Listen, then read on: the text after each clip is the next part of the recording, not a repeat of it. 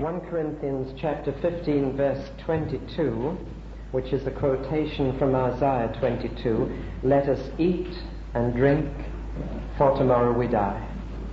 And a phrase from the second letter of Timothy chapter 3 and verse 4, "Lovers of pleasure rather than lovers of God."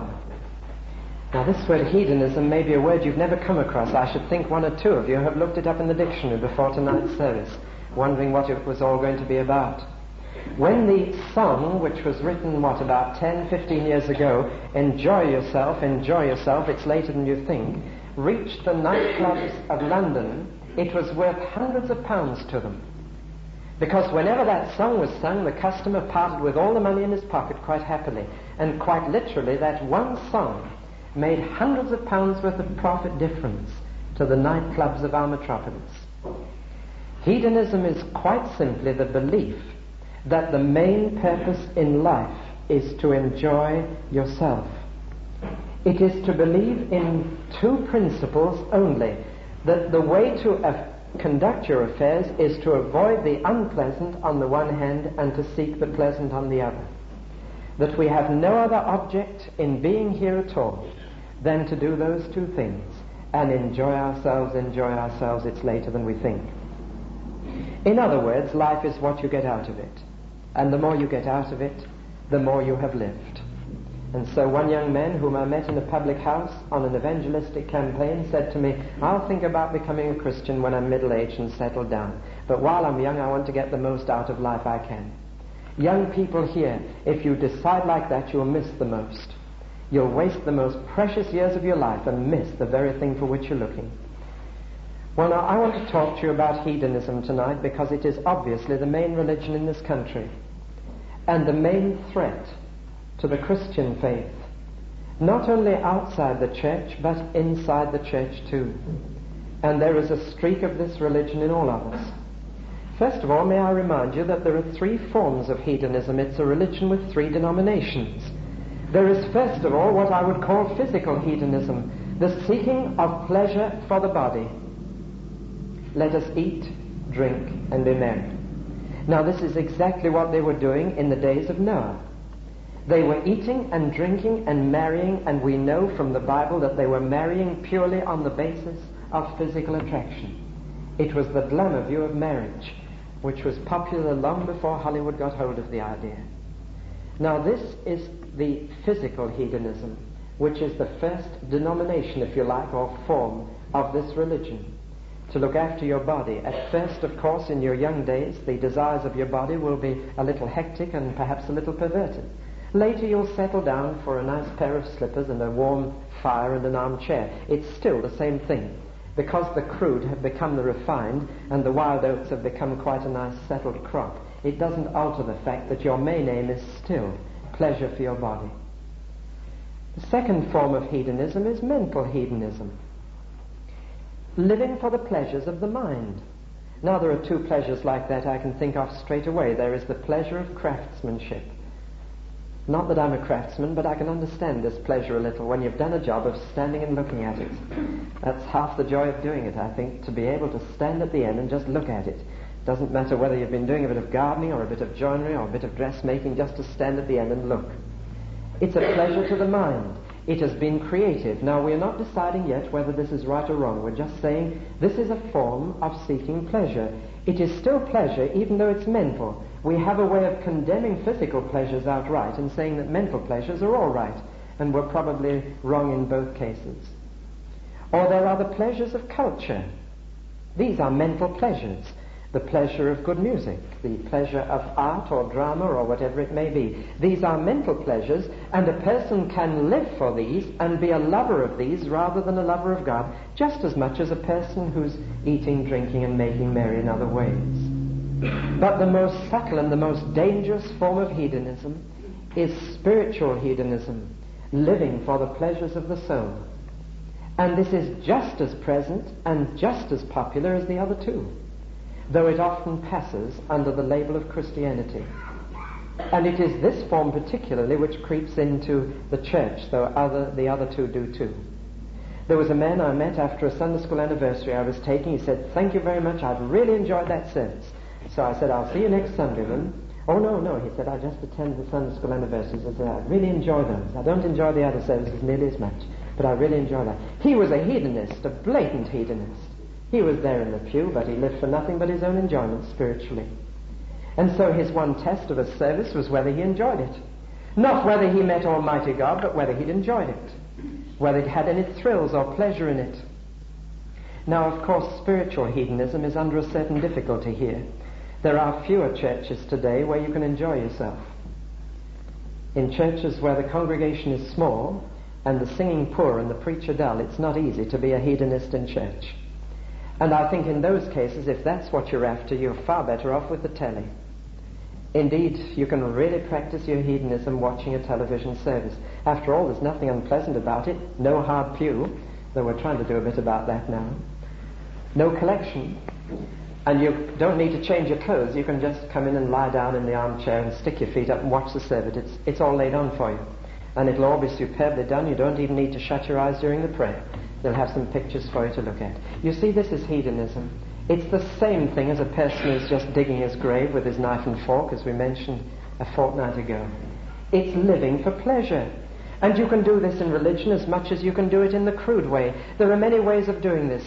But a hedonist is someone who lives for that, and who loves that more than he loves God.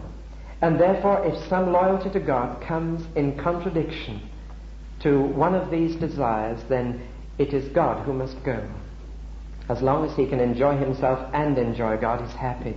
But when the two contradict one another, he's off.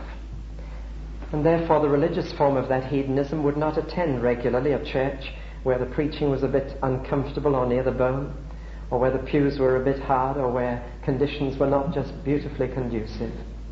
Now, these are the three forms. I want now to ask the question, do you think that people are greater hedonists than they were in our country? Do you think this religion is growing? Do you think it's progressing in this country? Now, it's very easy for a preacher to get up into a pulpit which is a kind of sacred castle with nobody answering back. It's very easy for preachers to thump the pulpit and say this world is getting worse and worse and worse, and everybody's worse and worse, and especially the older he gets, they're not what they were in my day, and all the rest of it. That's easy to do. And yet we've got to face this question, and I want to say quite seriously that I do believe it is true, that this faith is gaining ground, that this living for pleasure only, or primarily, is very definitely gaining the heart and the loyalty of our nation. And I give you 5 reasons for that. And if you would disagree with the conclusion, I don't think you can disagree with the reasons. The first is we've got more time to seek pleasure. My great-grandfather was a greengrocer, and he didn't shut shop till 10 o'clock Saturday night. He had no time to get into trouble. Satan finds mischief still for idle hands to do, and we have more time to do this than we ever did before. We are not so busy keeping body and soul together. We do have more leisure. Here is a man I knew in a factory. I was talking to him. Jimmy is his name, and he started filling in the pools. Now, he never did that. But now he's doing it regularly and doing it as a craze. And when asked why, he said this. Well, when I had a 5.5 or even a 6-day week, he said, my weekends were full, but now I'm on a 5-day week. I don't know what to do with myself. And he said, I've taken this up to fill in time. And I think more time is the first factor. The second thing is we've certainly got more money, and for hedonism you need money. You can't do it on a shoestring budget.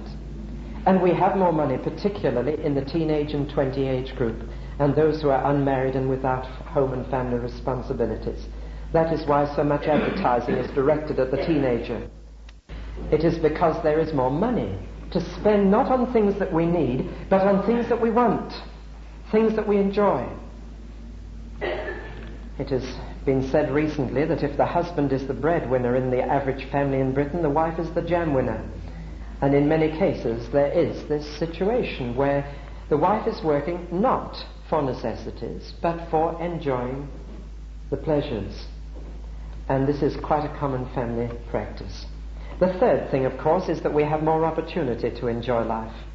There are those who saw in this desire for pleasure something they could exploit and commercialize, and a whole industry has grown up devoted to putting pleasure right in your lap and at your disposal, putting it at your own fireside in a multitude of ways. And there have been those who've realized there's money in this, and they are out to encourage this in you because it is their business, because it is their profession, it is their trade. Another reason is that we've got more pleasure. Now this sounds ridiculous, but it is true. Because we have more pleasure, we seek it more. It is a drug. And like every drug, the more you have, the greater the dose you need. And therefore one of the reasons we are more given to this is because we are more given to it, if you can understand that. Yet another reason is that we've got more incentive, more motive. Let us eat, drink, and be merry, for, and here is the big reason, for tomorrow we die. Now there are three reasons at least that are forcing our nation to seek pleasure. The first is that we might be heading for a slump. And people say, I don't know when the 1930s are going to come back again. I'm going to enjoy myself while I still have a living wage, while I still have a chance to do so. We might in another 10 years be economically bankrupt, and then I couldn't do it. So let's enjoy yourself. It's later than you think. Another reason, of course, is that the atom bomb does hang over us. And as I've mentioned before, a Gallup poll among sixth formers in grammar schools revealed that over half did not believe the world would let them live until they were 40. Now you can understand young people believing that, who then say, I'm going to enjoy myself while I've still got a bit of life left. Above all, you see, we're all going to die and we're not here forever, and we know this. And this is the biggest motive of all. Even if the atom bomb doesn't blow us to smithereens, even if Britain doesn't go into a slump, you can't take it with you, and you certainly can't keep it forever. It is basically the fact that this nation no longer believes in anything after death that is the biggest motive. If you go to 1 Corinthians 15, from which our text is taken, Paul says this, I've been persecuted at Ephesus. I fought with wild beasts, men who were so angry that they persecuted me. Now he said, what's the point of going through that if there's no resurrection? If I'm not going to live after death, why go through that here? I'm just going to enjoy myself and eat, drink, and be merry, for tomorrow we die. If you don't believe in anything after death, then your best policy is to get on and enjoy yourself. And I think it is true to say that about 3/4, that's according to our own local survey and the Daily Mirror Gallup poll, about 3/4 of the British people do not believe in anything after death. It's no wonder then that the incentive is there, whether it's the atom bomb or the fact we no longer believe in anything after death. Let's get on and enjoy ourselves here. Now the Bible certainly foresaw this. God knew that industrialized and urbanized society would lead to hedonism. And he says quite plainly in this book that towards the end of history, as mankind develops its civilization, that there will be a tremendous growth in hedonism. That men will be lovers of pleasure rather than lovers of God, that we will live more for the things of this earth than the things of the other world, that we shall become hedonists, and we are seeing this happen in our nation only too well. What then is the answer? What is the Christian attitude to pleasures? There are two misunderstandings at this point that the devil has managed to get very frequently believed and even preached. First, that the Christian can have no pleasures at all. And second, that the Christian can enjoy any pleasure. And both those are wrong. Let's take the first. The idea has got around that Christians can't do a thing that they enjoy, and that it's a certain sign they're doing wrong if they enjoy what they're doing. Wonder how this impression got around. Well, it's nothing new. If there's any comfort in that, it goes back to the Garden of Eden. And the devil said to Eve one day in the Garden of Eden, you can't eat any of the trees in the garden, can you? God has so hedged you around with prohibition that you can't eat a thing, you can't touch a tree. What a miserable life you have. It's strange, but the people who believe this lie of the devil are legion. They think that we Christians have a little red light that shines on us as soon as we're enjoying ourselves and makes us stop doing so. That is the widespread impression. I wonder if ever you met Mr. Martin, the past secretary of the Lord's Day Observant Society. Now, I'm not now debating what that society stands for or what it does. I'm talking about Mr. Martin, who was its secretary. If you ever met him personally, you'll know he was a very happy man, and a very nice man. But you know what they called him? Misery Martin. And they called him that not because he was miserable, but because they thought his one dedicated end in life was to make everybody else that way. And that the Christian is the sort of person who says that if you won't come and enjoy what I'm doing, then I'm jolly well going to see that you don't enjoy what you're doing. Now that is a travesty of the Christian faith. A Christian is not a person who says, no pleasures, no enjoyment. We are meant to be narrow and strict and miserable. This is our religion and the religion that we were meant to have, as if there is a virtue in gloom. For that reason, I'm much happier in a bright church than a gloomy one. I think it's right and proper and helps to dispel this impression.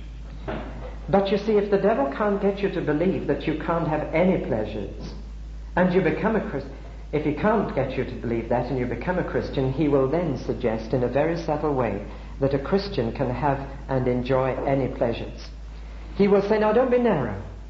Don't get too strict. Don't get too pharisaical or puritanical. Why not add the joys of your Christian life to all the other joys you had before? You can enjoy all those still and add all these to them, and you're twice as well off as the person you were. And the devil has suggested to quite a few that you can mix the joys of Christianity with the pleasures of the world. They don't mix very easily. And yet, it would be just as wrong to overbalance back and say no pleasures at all. How do we settle this matter of the Christian attitude to pleasure, particularly in a world which is so given to this?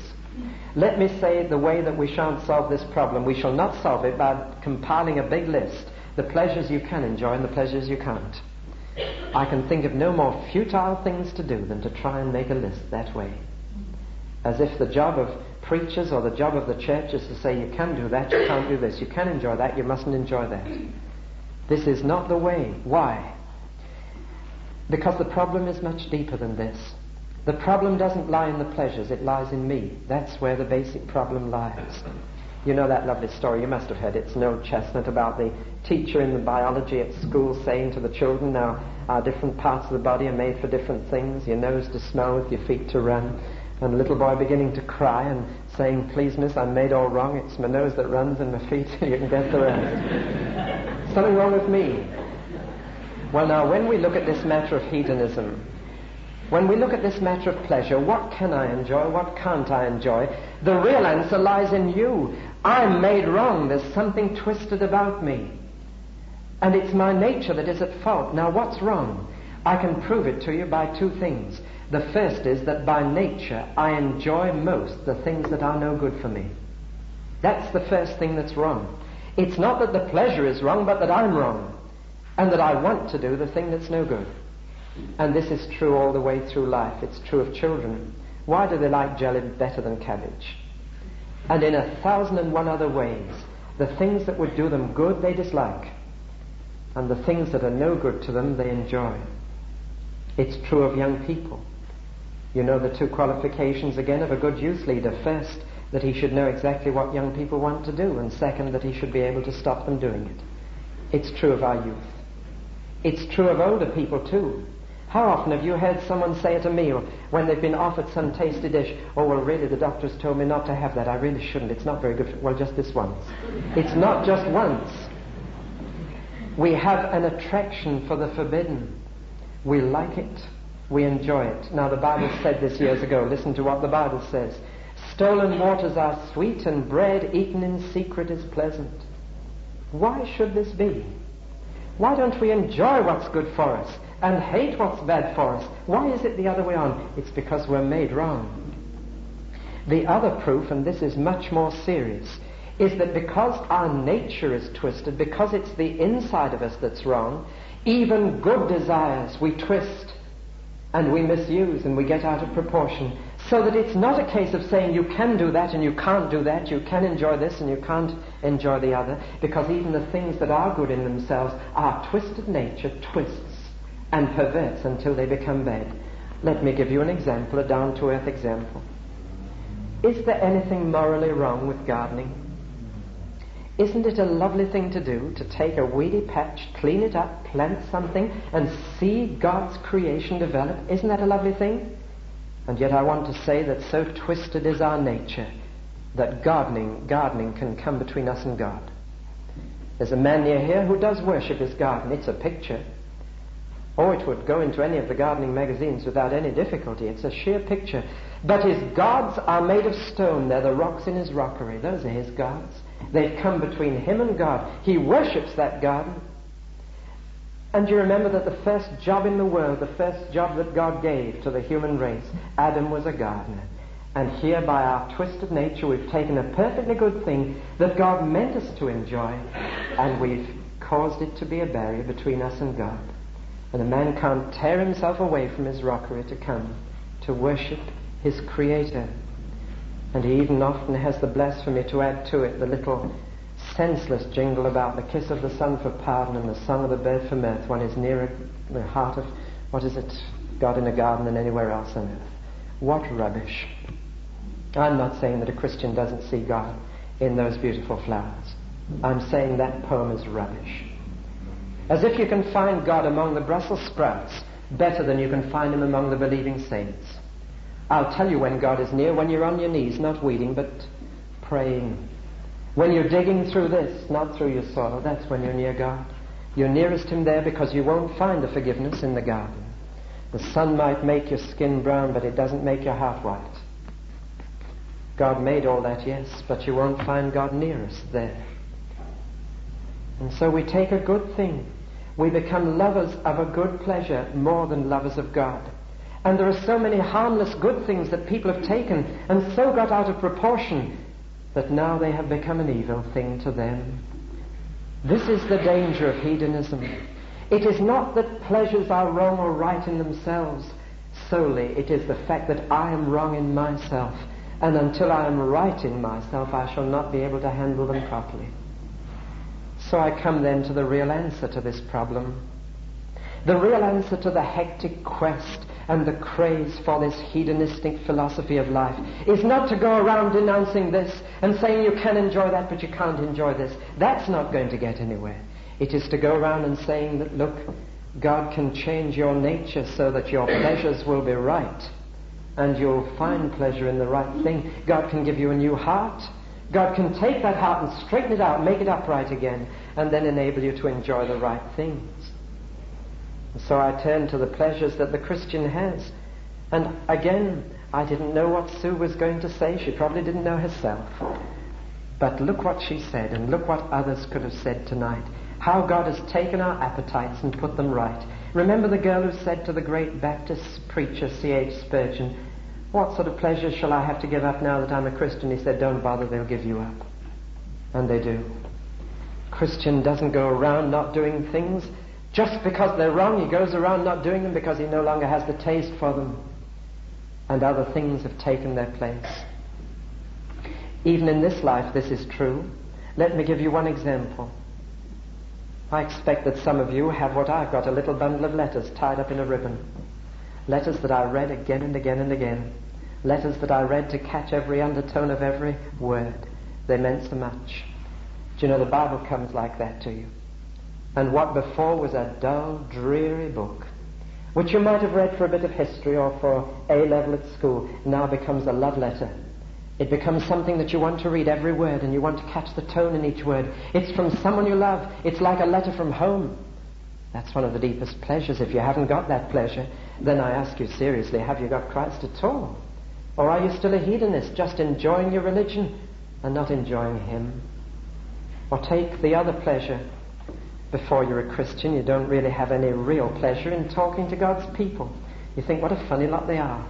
What a narrow lot they are. Oh, I don't want to get too close to them. I don't mind sitting with them in church, but I'm not going to get any nearer to them than that. I'll extend the hand of fellowship and keep them at arm's length. Well, when you become a Christian, they're your people, they're your brothers and sisters, and you suddenly love being with them.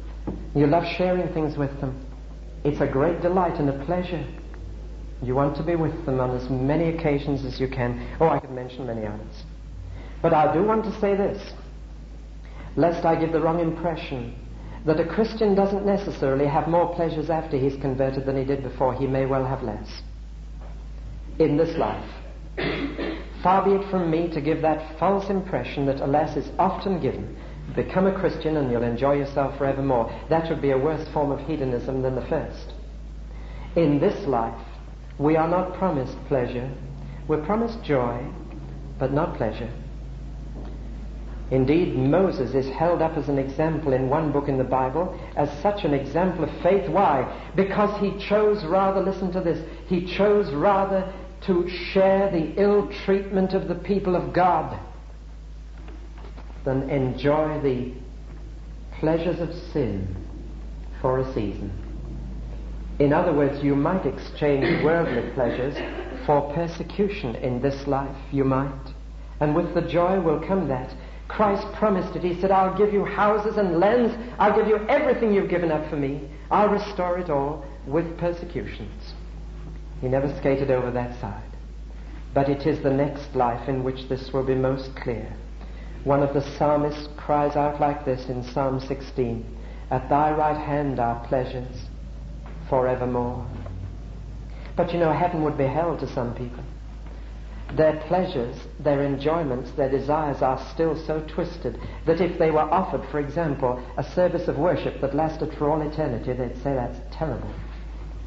If they were offered the chance of a 24-hour shift every day in the service of the Lord, they'd say, that's no pleasure to me. It sounds terrible. You see, until you've got a new nature, even heaven wouldn't have any attraction for you, because certainly the things that the world offers you to enjoy will not be found there. But a Christian looks forward to this. Having had these new desires and new enjoyments born within him, he's got enough to last him this life, but not enough to long for more, not too much to long for more. And he looks forward to enjoying the things of which he's already had a foretaste for all eternity. And he knows that though in this life he might have persecution, he can look forward to pleasures forevermore. It goes on to say about Moses that he turned down the pleasures of sin and shared the persecution of the people of God because he knew what lay ahead and he saw the reward. Like Jacob, he lived for the future, and unlike Esau, who for a plate of soup gave up all his future joy. So I come to the final thing that I want to say.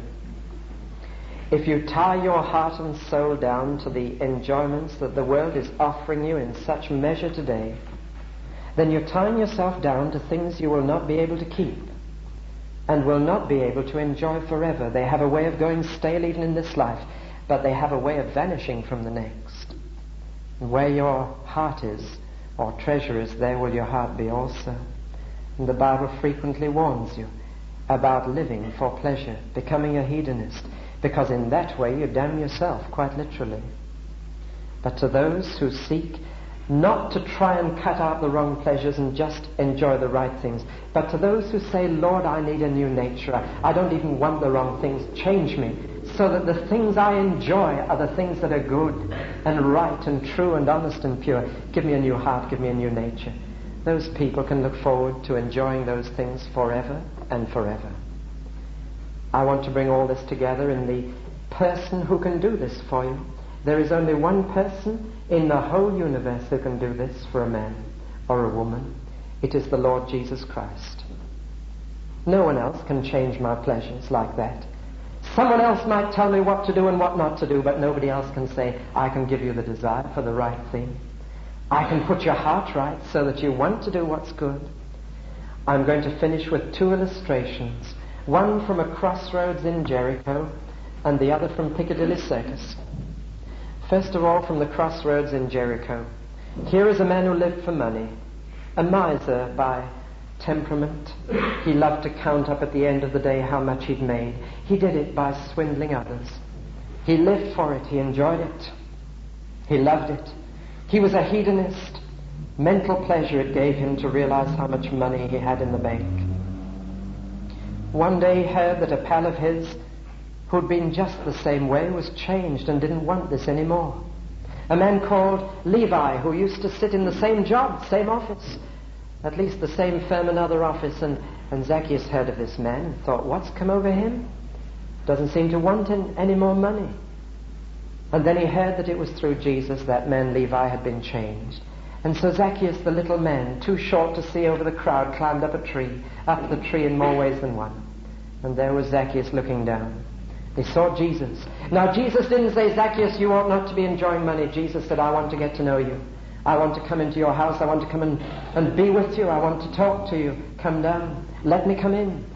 And Jesus came in, and by the end of the first meal, Zacchaeus had finished his love of money. And he'd longed to give it then. He said, I just want to give back. And gone was all the pleasure he'd found in his bank balance. It was just gone. Jesus came in, and it went. The other story is from Piccadilly Circus. About 5 years ago, or 6 years ago, a national newspaper accused the church of cowardice and complacency, and said that they dared or challenged any two ministers to go into the worst nightclub in London at midnight on Saturday night and preach the gospel for 5 minutes each. And two ministers whom I knew, they told me about this afterwards, went in response to the challenge. The only two, so maybe the charge was founded. But they went, and they had to swear to secrecy that they wouldn't tell the police where it was.